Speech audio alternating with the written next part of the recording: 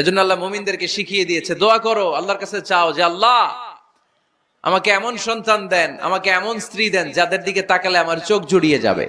নেককার স্ত্রী, নেককার সন্তান আল্লাহর কাছে চাইতে হয় ভাইয়েরা, না চাইলে পাওয়া যায় না। আল্লাহ ছেলে বা মেয়ে কিছু একটা দিলেন, তখন শুকরিয়া করবেন কার?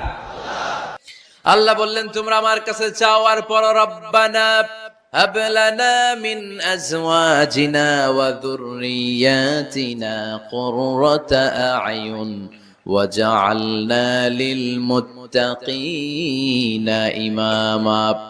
ও আমাদের রব, আমাদের কেমন স্ত্রী দান করেন, এমন সন্তান দান করেন যে স্ত্রীদের দিকে তাকালে, যে সন্তানের দিকে তাকালে আমাদের হৃদয়টারে জুড়িয়ে দিবে কে?